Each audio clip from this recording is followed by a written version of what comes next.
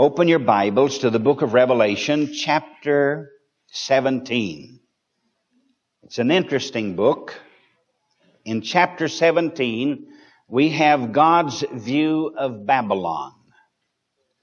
We have a key verse here, one which I particularly like, of Revelation 17. It's verse 18. And the woman which thou sawest is that great city which reigneth over the kings of the earth. That's the key verse, verse 18. We have a woman mentioned here. And this 17th chapter is God's view of Babylon. When we move into the 18th chapter in our next session, it will be man's view of Babylon. In the 17th chapter, it's a woman. In the 18th chapter, it's a city. And both of them literally dovetail together. And it's rather strange, but they're all going to be, these two chapters will be on the same cassette that we'll be sharing with our great international audience. I might add that the 17th chapter is a parenthetical study. From 17:1 through 17:17, it's a parenthetical study. So what we're going to be doing in this session is really just getting a view or an explanation of God's view of Babylon. Now let's go back to our original rule of interpretation, because it's mighty easy to get lost. Take the Bible literally, wherever it is at all possible. If symbolic, figurative, or typical language is used, look for the literal interpretation God intends to convey to you. Now, it's mighty easy to get distracted in this whole thing if you don't do that way. I'll give you a little outline. Point 1, the new vision. John is getting a new vision. Verses 1 through 3, the first part of verse 3, A part. 1 through 3a. That's the new vision. The second would be the scarlet woman. 3b through verse 6. The scarlet woman. And then the third point would be the angelic explanation. Because John is getting all of this from an angel. And that would be verse 7 through 18. In chapter 17, verses 17 through 21, we have the fact, F-A-C-T, the fact of the destruction of Babylon. And then when we move into the 18th chapter in our next session, we'll have the description of the destruction. And that will be in verses 1 through 24 of 18th chapter, the book of Revelation. Is our civilization good, bad, or indifferent? How does man appraise his culture? How does God view it? How is a believer to be related to the world's culture? In other words, where is civilization going? This study on Babylon will give us a new outlook on these questions. I believe that when we conclude our study of the book of Revelation, and especially the 17th chapter and the 18th chapter, that we will grasp a new understanding of these tremendous questions, and I believe that we will be brought back down to reality. Let's pursue our study. We're looking first of all at the new vision, verses 1 through 3. And remember, this is a parenthetical study we have here before us. It does not necessarily run in chronological order with what we have been studying, but it is an explanation of what is going to follow, because this 17th chapter is God's view of Babylon. Verses 1 through 3, the new vision, and there came one of the 7 angels which had the 7 bowls. And so we are moving from the realm of the 7 seals, the 7 trumpets.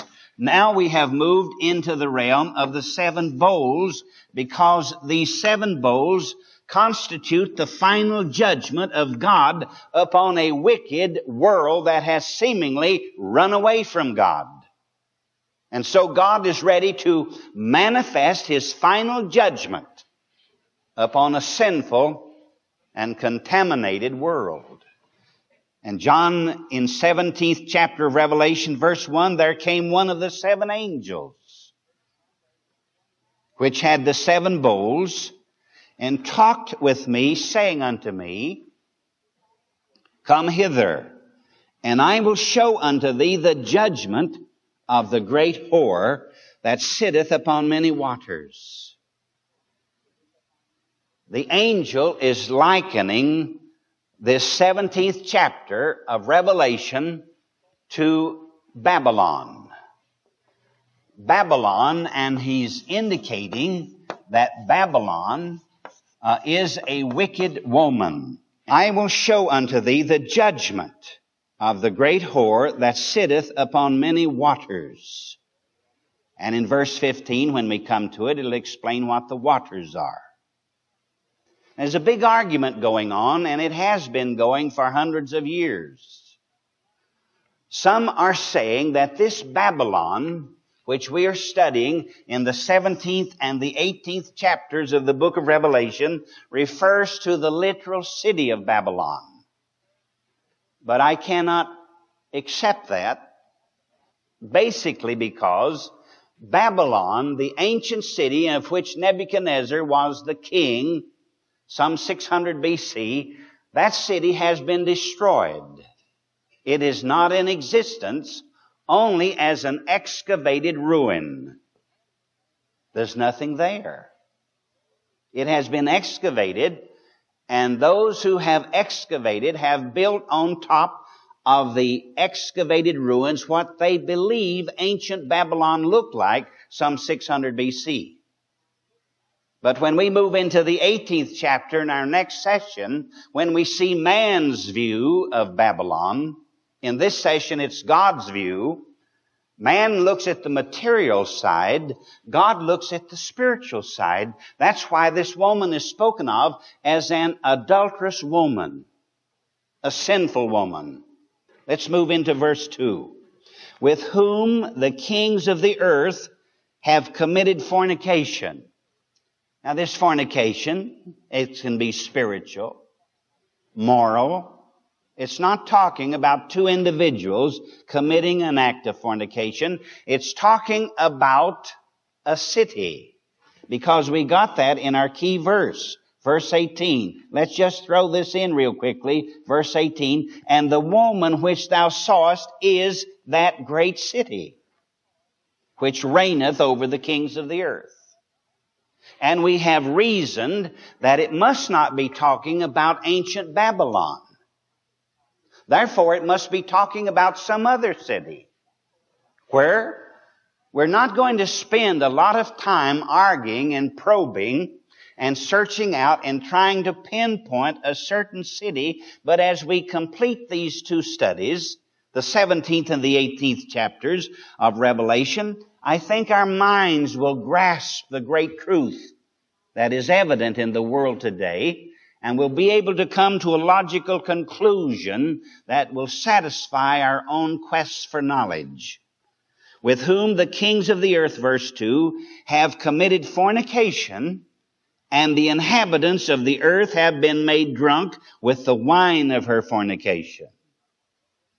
So somewhere in the world, as God is giving us His view of Babylon, there is a fountainhead of fornication.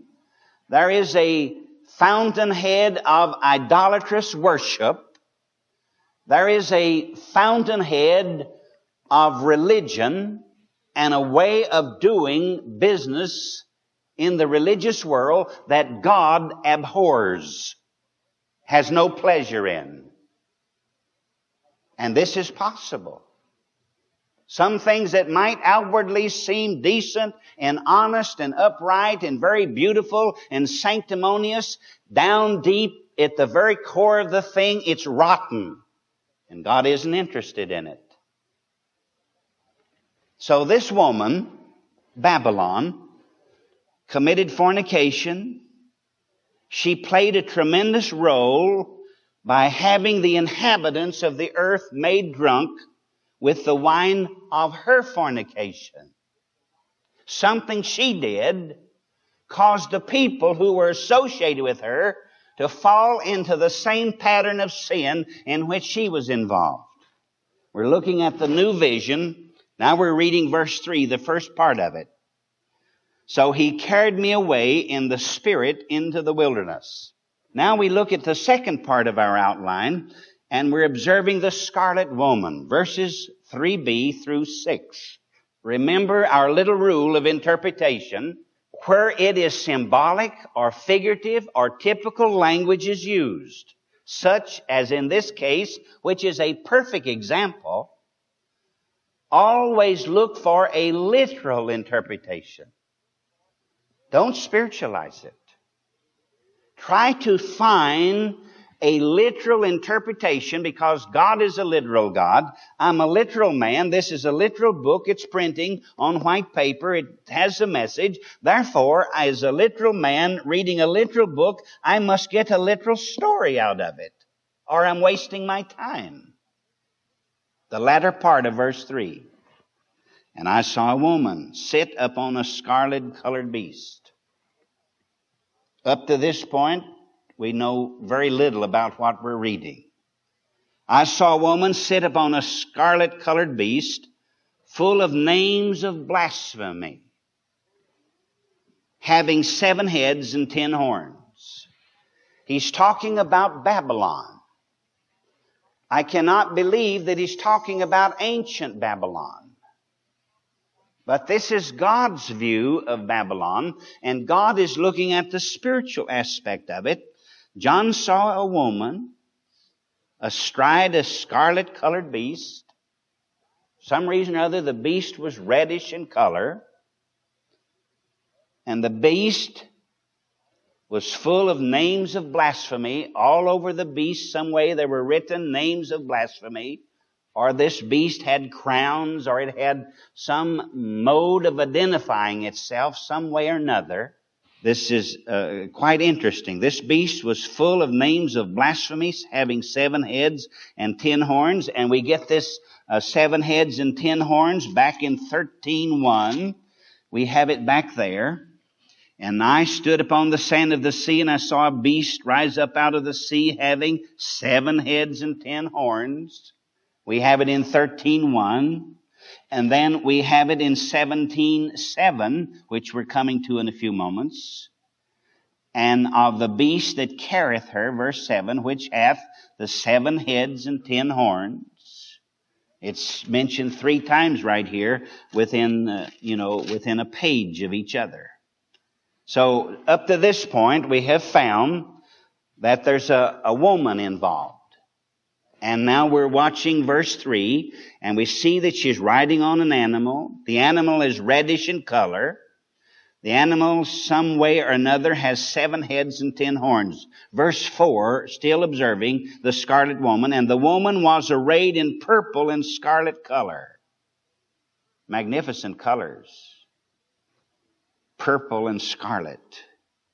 And decked with gold and precious stones and pearls, indicating to me that there's wealth involved.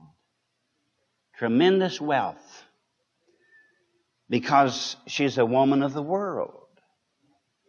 She has these lovely clothes, magnificent colors, purple, scarlet, red, precious stones, pearls. and having a golden cup in her hand, full of abominations. So she's not true to the Word. For some reason or other, she's not good down to the core. I borrow an expression from the hills of eastern Tennessee. She's not good right down to the core. There's something wrong. Outwardly beautiful, magnificent. You'd have to admire, in a sense, because of that which she has acquired. But when you look in the cup, which she has in verse 4, the cup is full of abominations and filthiness of her fornication. Now remember, God is saying this, and this 17th chapter is a picture or revelation of what God sees this Babylon actually is. We're looking at the scarlet woman. Look at verse 5. And upon her forehead was a name written, Mystery Babylon the Great. Mystery. There's a lot of mystery surrounding the thing. Mystery Babylon the Great, the mother of harlots. The mother of harlots and abominations of the earth.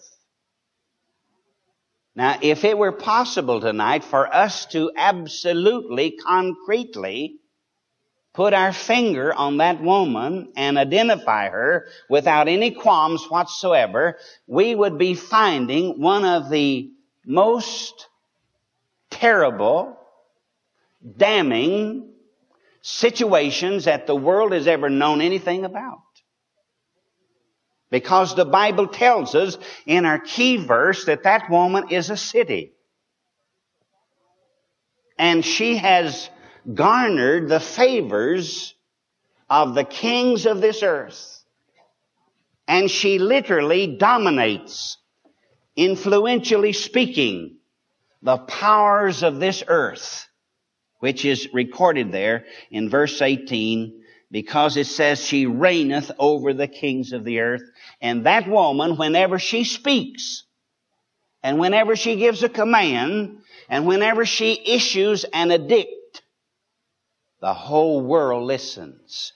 So says John here in the 17th chapter of the book of Revelation in his vision. That was verse 5. Where we have her being the mother of harlots and the abomination of the earth. Verse 6 concludes this second section about the scarlet woman. And I saw the woman drunken with the blood of the saints. This tells me that this horrible creature has some way, somehow, been involved with the children of God. Because she's drunken with the blood of the saints. Somewhere down the pathway of life, this mystery Babylon, because this is a symbol, this mysterious city has been involved some way with the saints of God, because it says in verse 6, and I saw the woman drunken with the blood of the saints and with the blood of the martyrs of Jesus. It's just unfolding a little bit more as we go along. And I've approached this session with an open mind, nothing really predetermined to say to you, except to stand here for this 45-minute session and read the Word and let the Spirit of God move in my heart that I might show you from God's Word, through the leading of the Holy Spirit, what I believe God would have you garner at this hour. Watch this verse 6. And the woman was drunken with the blood of the saints and with the blood of the martyrs of Jesus. In other words, there must have been a great number of believers killed because of this woman. That's what it says. Are we going to take it at face value? We're not being critical. We're not jeopardizing anybody's religion. We don't have a bone to pick with anybody. We're just merely open the Bible and we're reading it, and we're sort of pausing between readings so the Spirit of God can speak to our heart and tell us what to say next. Now watch this carefully. This is getting very interesting, more so than I thought it would get. And when I saw her, I wondered with great admiration. Now, not so much a divine or a spiritual admiration, but he was amazed. Just downright, almost left breathless. Because here is this magnificent creature, a beautiful woman, clothed in unusual, expensive garments, all kinds of precious stones about her body, rings in the ears, on the fingers, diamonds, pearls, you name it.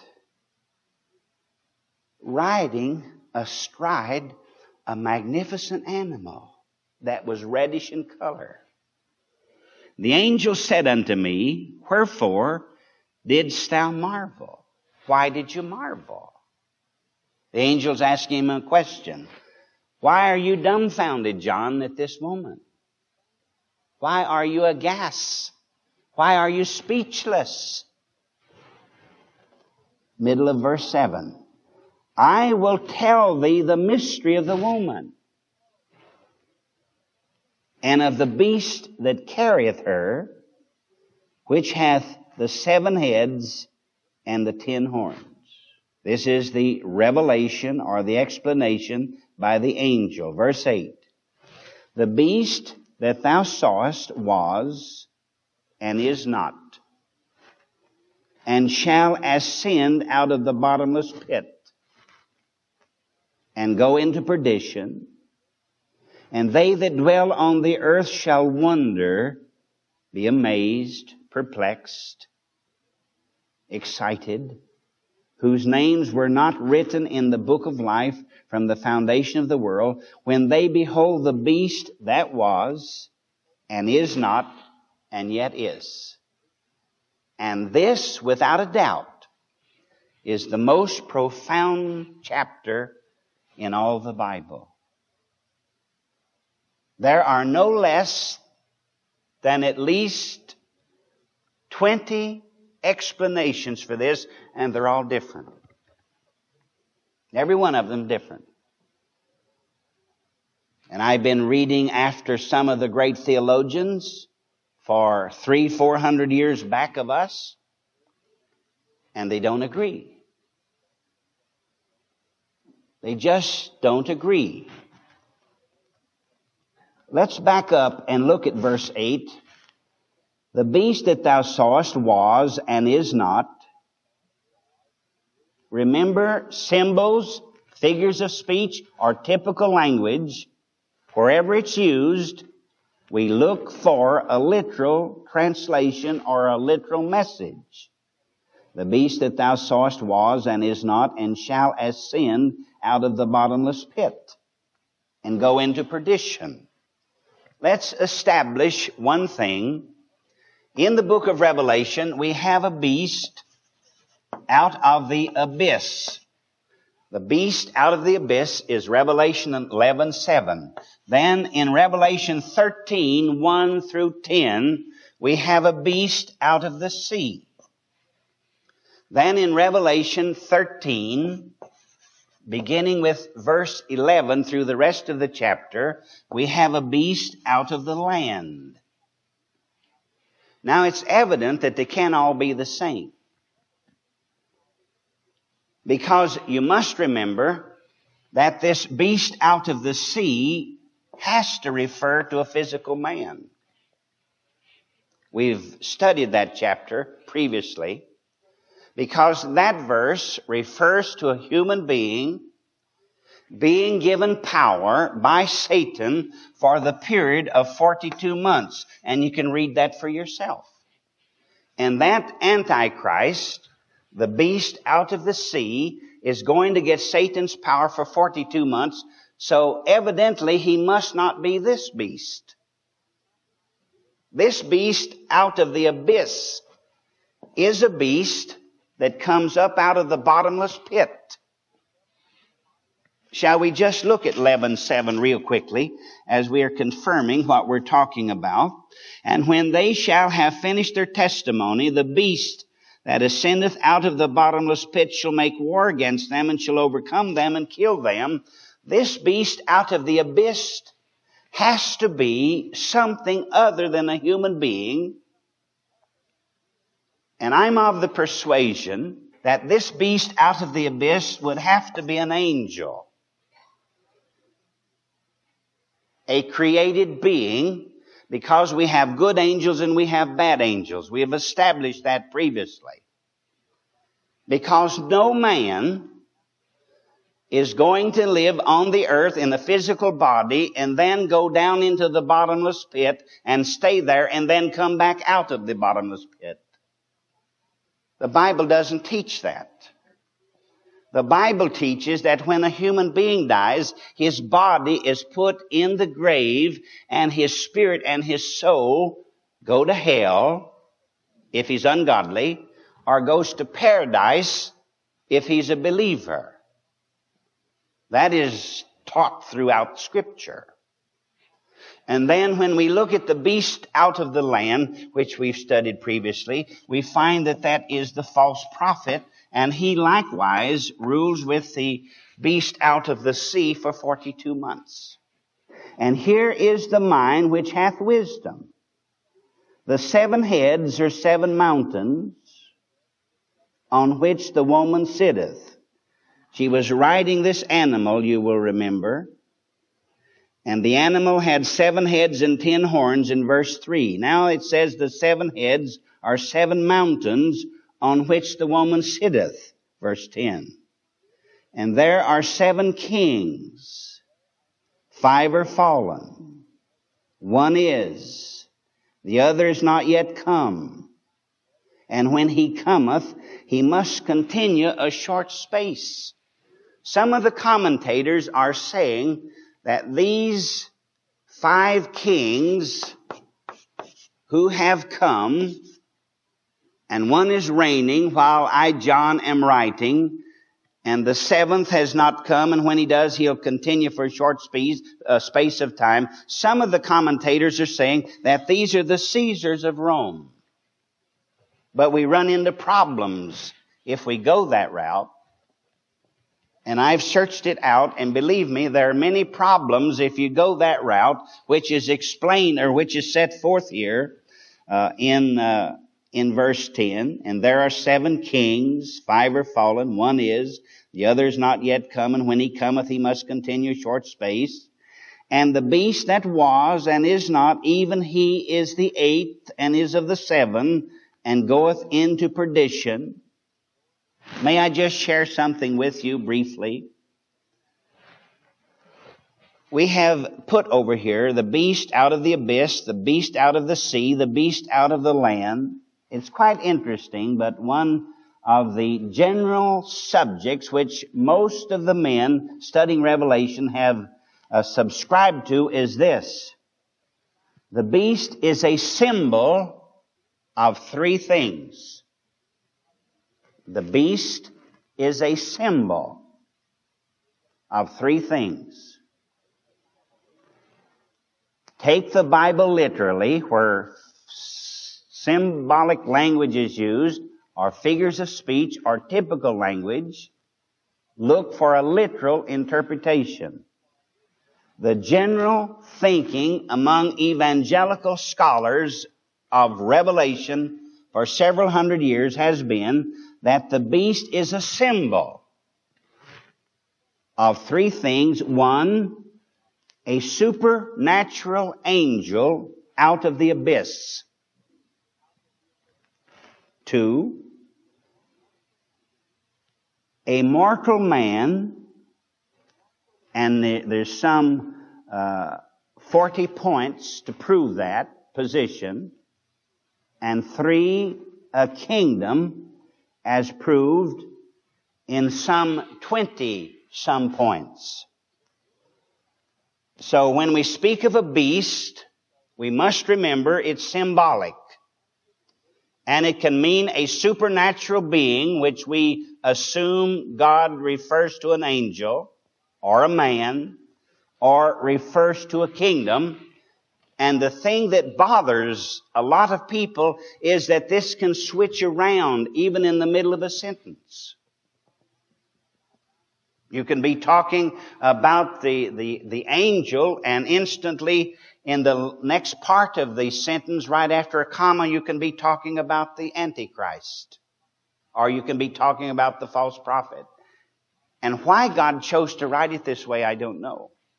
I have no way of knowing, and I've tried to search out why He does that and why He has permitted it. And the only thing that I can come to is that God has so written the Bible that it's impossible to understand it with the average intelligence. That there has to be a supernatural revelation to understand it. Because the Bible says that the children of darkness do not comprehend the things of God. They can't. Because they don't have the spiritual aspect of the mind to do so. So may I share this with you briefly for what it's worth. And the beast that was and is not, even he is the eighth and is of the seventh, and goeth into perdition. May I share with you what the general consensus of evangelical scholars for the past 400 years have arrived at.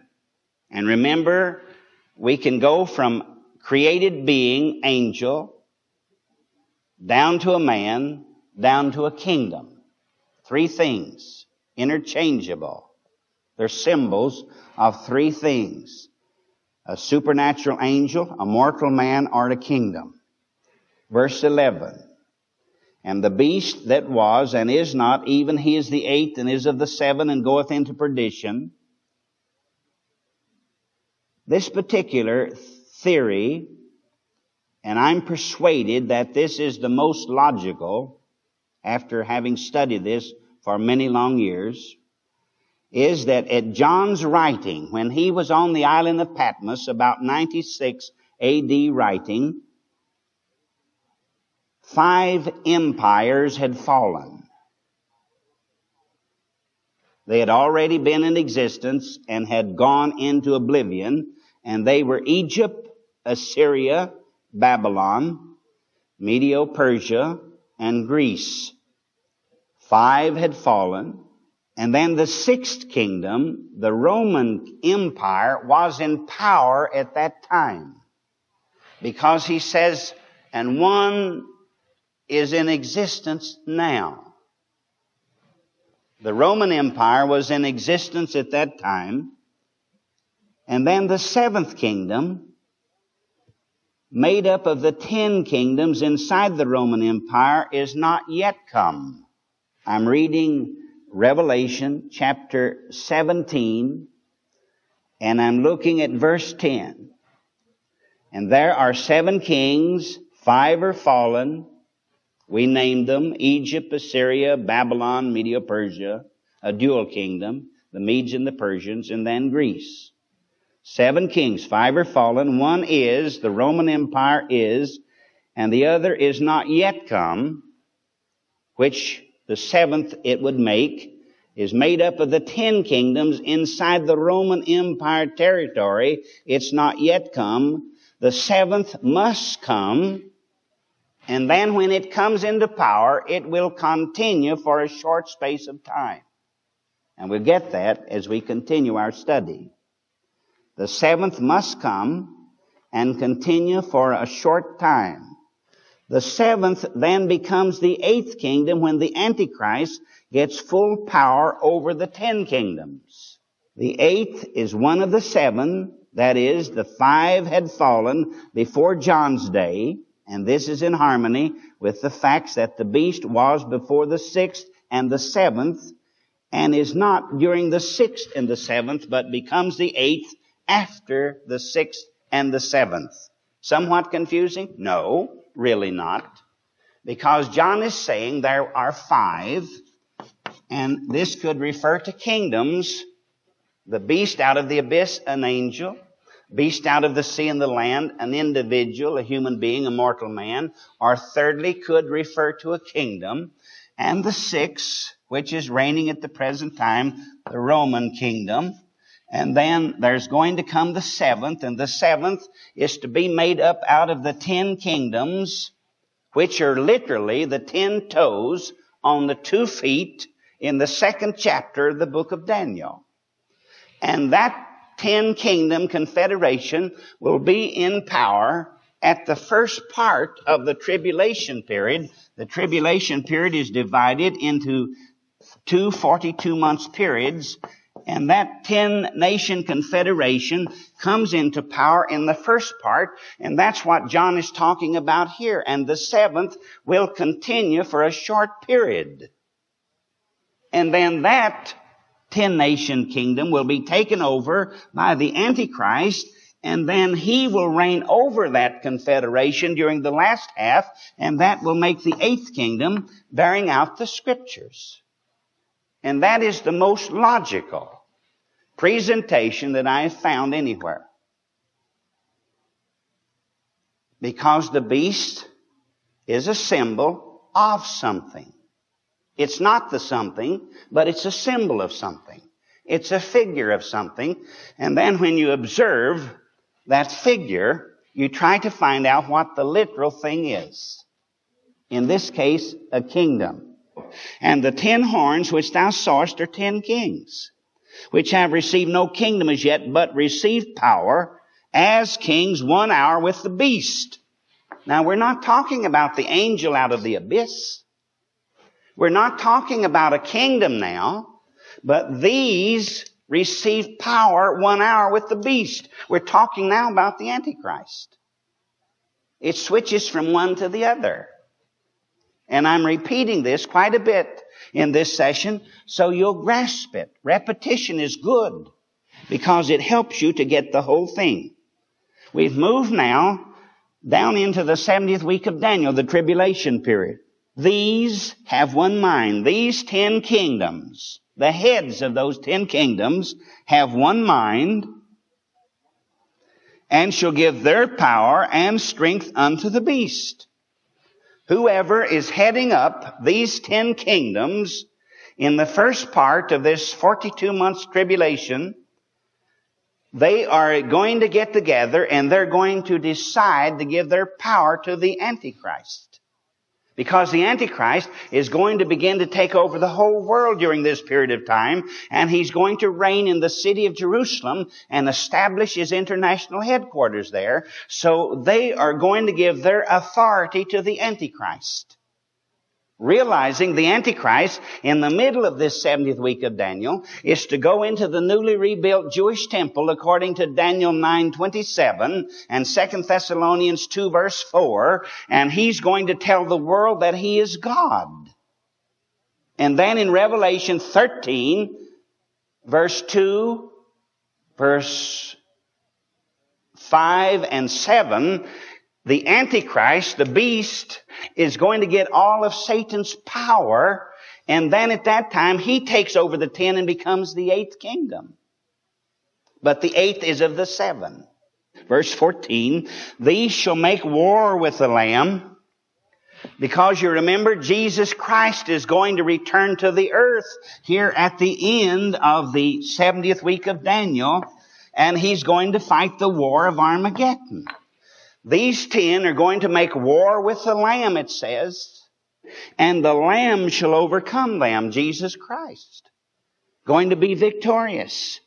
For he, the Lamb, is Lord of lords and King of kings, and they that are with him are called and chosen and faithful.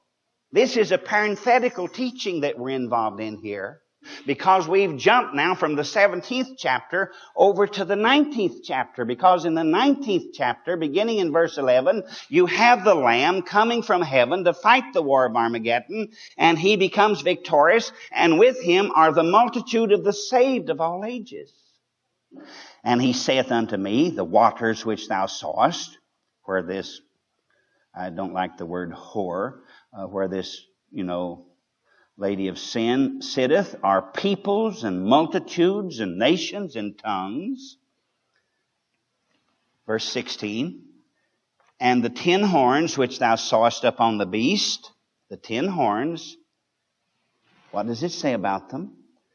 These shall hate the woman.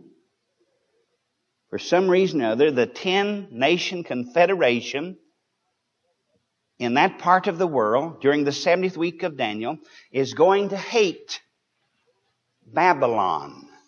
Not the ancient city of Babylon, but a system.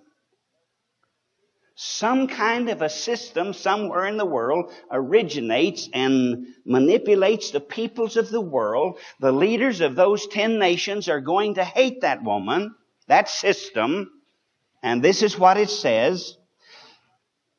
And the middle of verse 16, and shall make her desolate and naked, and shall eat her flesh and burn her with fire. They're going to destroy her. We get the full explanation in the 18th chapter, which we'll have in our next session.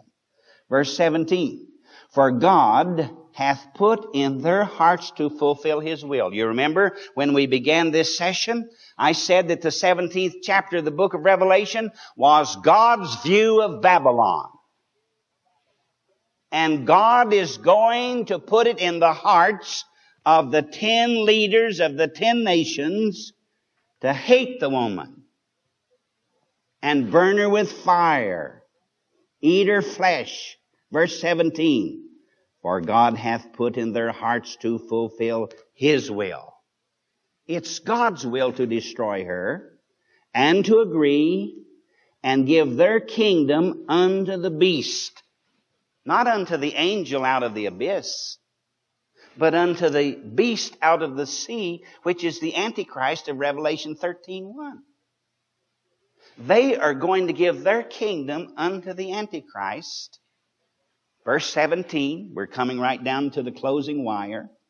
Until the words of God shall be fulfilled. God has a plan.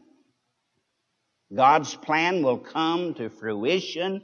There aren't enough imps in hell and enough devils in the pits of the under cavernous structure of this earth to obstruct God's godly justice. God will have His way and God will reign supreme until the words of God shall be fulfilled. Verse 18, and the woman which thou sawest is that great city. What about the city which reigneth over the kings of the earth? Parenthetical teaching. This is God's view of Babylon. Revelation chapter 17. Thank you, Dr. Estep. We have come to the close of another chapter of the book of Revelation. I suggest you turn the tape over or go to the next tape in this series for the continuation of our study of the book of Revelation. Thank you.